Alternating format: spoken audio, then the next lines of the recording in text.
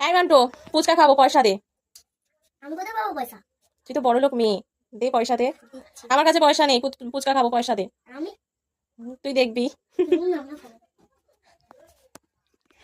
কত দিচ্ছি? শুধু 10 টাকা? এই 10 টাকায় হবে না ফুচকা। আমার জন্য শুধু আনি, তুমি শুধু দেখবে। না তাহলে আমি আনতে পারবো না, যা তুই গিয়ে নিয়ে আয়। 20 টাকার ফুচকা নিয়ে আসবো। দুটো ধরো আর গিয়ে আনি। না 30 টাকার না, 10 টাকা তোর আর 10 টাকা আমার। এটা রেখে দে, আবার পরের দিনে দিবি। দেখেছো বন্ধুরা কত বড় লোক, ওর দিদা ওকে টাকা দিয়ে গেছে, সেই টাকা থেকে আমাকে ফুচকা খেতে পয়সা দিচ্ছে। আমি আমি খাবো, আমি। আচ্ছা ঠিক আছে। কটা কয়েন তুমি শেষ করেছো জানো? আচ্ছা ঠিক আছে, ফেরত দিয়ে দেবো। যখন আমার কাছে একটু টাকা পয়সা হবে তখন ফেরত দিয়ে দেবো, ঠিক আছে? তো এইরকম কজন মা আছো যে বাচ্চার কাছ থেকে পয়সা নিয়ে খাবার খাও?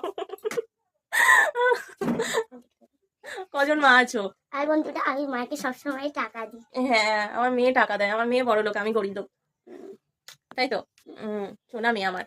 বন্ধুরা একটা কথা বলবো তোমাদের, জানো তো, আমি আমি মাকে সবসময় টাকা দিই। মা না চাইলেও আমি সবসময় মানে টাকা ফেরতও দিই, আমার না লাগলেও দিই, এরকম